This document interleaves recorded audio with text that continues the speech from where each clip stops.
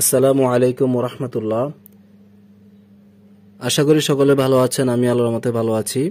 তো আজকে আমরা সূরা ফাতিহার শুরু থেকে শেষ পর্যন্ত প্রত্যেকটি আয়াতের মধ্যে কোন কোন তাসবিদ রয়েছে সেটা আমরা শিখব।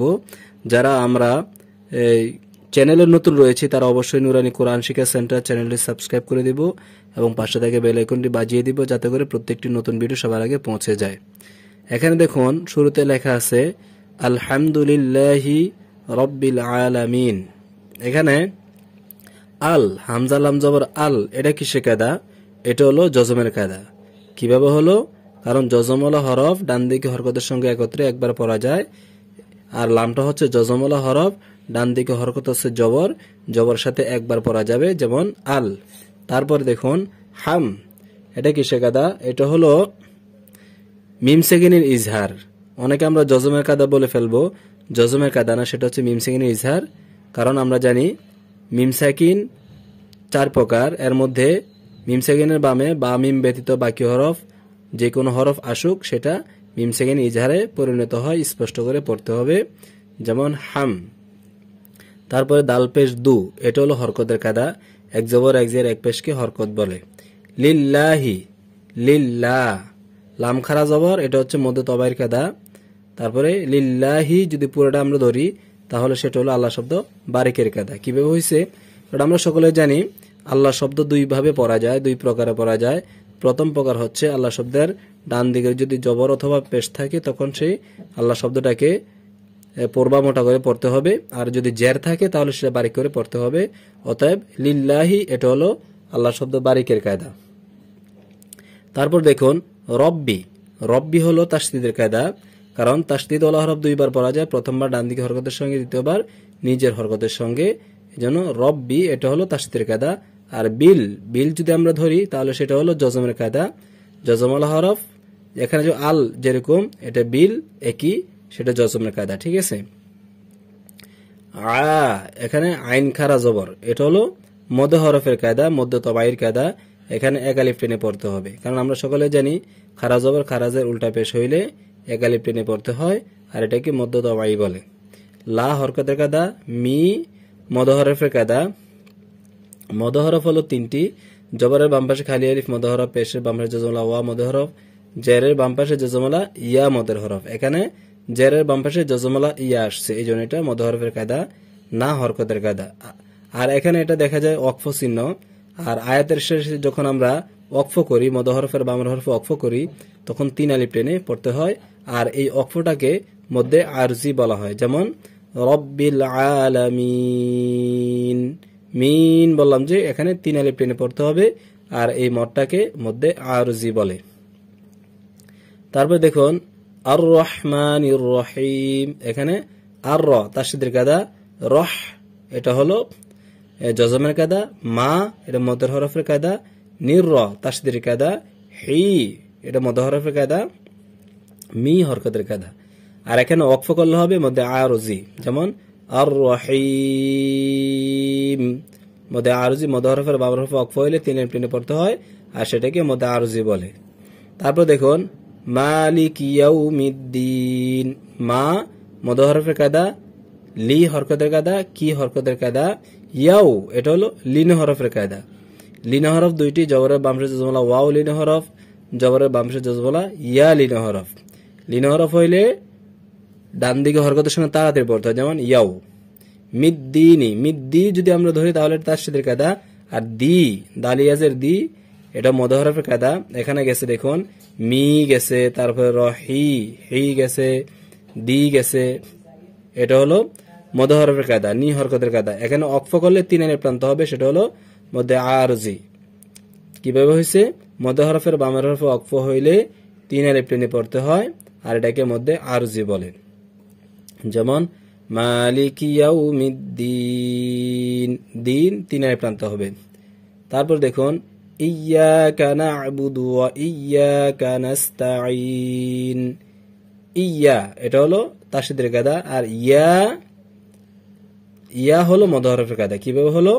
জবরের বামের খালি আলিফ আসছে, আর কা হলো হরকতের কায়দা, না'বুদু, না এটা হলো জজমের কায়দা, বু হরকতের কাদা, দু হরকতের কাদা। ওয়া ইয়াকা, ওয়া হরকতের কাদা, ইয়া তাসদীদের কাদা, ইয়া হলো মদ হরফের কাদা, কা হরকতের কাদা। নাস্তাঈনু, নাস এটা হলো জজমের কাদা, তা হরকতের কাদা। ই মদ হরফের কাদা, নু হরকতের কাদা। আর এখানে অক্ফ করলে 3 আলিফ মধ্যে আর জি টেনে পড়তে হবে।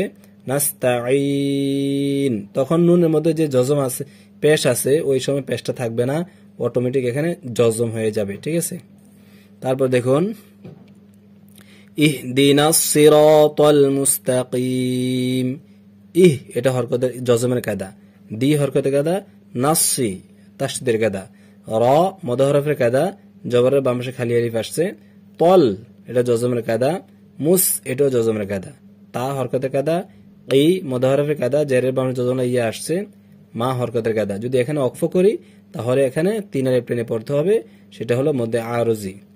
ইহদিনাস সিরাতাল মুস্তাকিম, আর মিলিয়ে পড়লে মদ হরফ হবে। তারপরে সিরাতাল্লাযীনা আন'আমতা আলাইহিম, সি হরকতের কাদা, র মদ হরফের কাদা, তল্লা তাসদীদের কাদা, জি মদ হরফের কাদা, না হরকতের কাদা। আমরা এগুলো সংজ্ঞা আগে থেকে শিখে নিব, প্রত্যেকটার ভিডিও আছে, প্রত্যেকটা তাসবিদের বিস্তারিত আলোচনা আছে।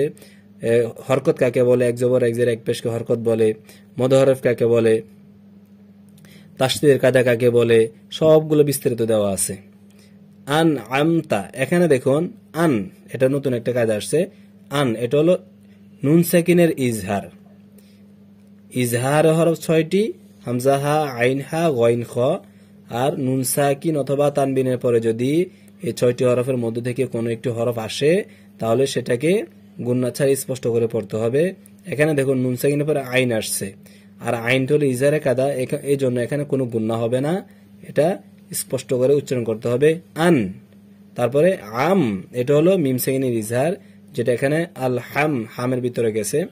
তারপরে তা হরকতের কাদা, আ হরকতের কাদা, লাই এটা লিন হরফের কায়দা, লিন হরফের কায়দা এখানে গেছে মালিকি ইয়াউ, জবরের বাপের জজমলা ওয়াও আসছে, আর এখানে জবরের বাপের জজমলা ইয়া। হিম এটা হলো মিম সাকিনের ইজহার। মিম সাকিনের ইজহার, মিম সাকিনের পরে যদি বা মিম ব্যতীত অন্য যে কোনো হরফ আসবে সেটাকে গুণনা করে পড়া যাবে না, স্পষ্ট করে পড়তে হবে। এটাকে মিম সাকিনের ইজহার বলে বা ইজহারে শাফুই বলা হয়। তারপর দেখুন গায়রিল মাগদুবি আলাইহিম ওয়ালাদ-দাল্লিন, এখানে গয় লিন হরফের কায়দা, লিন হরফ কয়টা গেল, ইয়াও এটা লিন হরফের কায়দা গেছে। তারপরে লাই, লাই এটা লিন হরফের কায়দা গেছে। গয় এটা লিন হরফের কায়দা। রিল জজমের কায়দা, জজমের কায়দা অনেকগুলা গেছে, এখানে আল গেছে, তারপরে রব্বিল গেছে, রহ এটা হচ্ছে জজমের কায়দা, অনেকগুলো জজমের কায়দা গেছে। গায়রিল মাগদুবি, মাগ এটা জজমের কায়দা, দু মদ হরফের কায়দা, পেশে বামরে জজমলা ওয়াও আসছে, বি হরকতের কায়দা। তারপরে আলাইহিম, আ হরকতের কায়দা, লাই এই যে এখানে গেল, আলাইহিম এখানেও আছে, এখানেও আছে আলাইহিম। তবে এখানে হিম যেটা এটা হলো ইজহারের কায়দা, আর এখানে যেটা হিম এটাকে ইজহারের খাস বলা হয়। মিম সাকিনের পরে যদি ওয়াও আসে, যখন ওয়াও আসবে তখন সেটাকে ইজহারে খাস বলা হয়। সেটা মিম সাকিন ইজহারের মতো, অর্থাৎ ইজহারে শাফির মতো উচ্চারণ হবে, তবে ওয়াও আসার কারণে আলাদাভাবে ওয়াও অথবা ফা থাকলে এটাকে বিশেষভাবে খাস করে পড়তে হবে, এটা আলাদা একটা নাম রাখা হয়েছে, তবে উচ্চারণগত একই, কোনো পার্থক্য নাই। আলাইহিম এটা যেমন, এটা আলাইহিম তেমনি। ওয়ালাদ-দাল্লিন ওয়া হরকতের কায়দা, তারপরে লাদ, লাদ তাসদীদের কায়দা, আর দল্লিন এই যে উপরে মোটা চিহ্ন দেখা যায় এটা কিসের কায়দা, এটা হচ্ছে মদে লাজিম কালমি মুসাক্কলের কায়দা। মদ হরফের উপরে মোটা চিহ্ন, বামে তাসদীদ আছে, মদ হরফের উপরে মোটা চিহ্ন বামে কি আছে, তাসদীদ আছে। এখন মদ হরফ কোনটা, এই যে এখানে দেখুন দদে জবর বামে খালি আলিফ, এই যে খালি আলিফ দেখা যায় এটা হচ্ছে মদ হরফ, আর এই মদ হরফের উপর মোটা চিহ্ন দেখা যায় 4 আলিফ চিহ্নটা, আর বামের হরফের মধ্যে তাসদীদ আছে, এই জন্য এটাকে মদে লাজিম কালমি মুসাক্কল বলা হয়। অর্থাৎ কালিমার মধ্যে, কালিমা অর্থ হলো শব্দ, কালিমা অর্থ হলো শব্দ, এই শব্দের মধ্যে মদ হরফের উপরে মোটা চিহ্ন হবে এবং বামে যদি তাসদীদ থাকে তাহলে এখানে 4 আলিফ টেনে পড়তে হবে। কথার কথা, এখানে যদি আপনার 4 আলিফ চিহ্নটা না থাকে তাহলে আপনি কিভাবে বুঝবেন, আপনার যদি এই তাসবিহটা জানা থাকে, নিয়ম কানুনটা জানা থাকে, তাহলে আপনি সুন্দর করে বুঝে ফেলবেন এবং সুন্দর করে পড়তে পারবেন। আর যদি তাসবিহ জানা না থাকে তাহলে আপনি পড়তে পারবেন না। এই জন্য তাসবিহ গুলো মুখস্থ রাখা খুবই জরুরি। ওয়ালা দলিন, দল এটা হলো টান দিয়ে গিয়ে এটা লামকে ধরবে, ঠিক আছে। তারপরে লিন এটা হলো মধ্যে আরজি। তো প্রিয় বন্ধুগণ, এ হলো সূরা ফাতিহার শুরু থেকে শেষ পর্যন্ত প্রত্যেকটা আয়াতের আমরা তাসবিহ বলে দিয়েছি আপনাকে। এভাবে প্রত্যেকটা সূরার তাসবিহ যদি জানতে চান তাহলে অবশ্যই আমার চ্যানেলটা সাবস্ক্রাইব করে দিবেন এবং পাশে থাকবেন, আর বেশি বেশি করে ভিডিওগুলো শেয়ার করে দিবেন।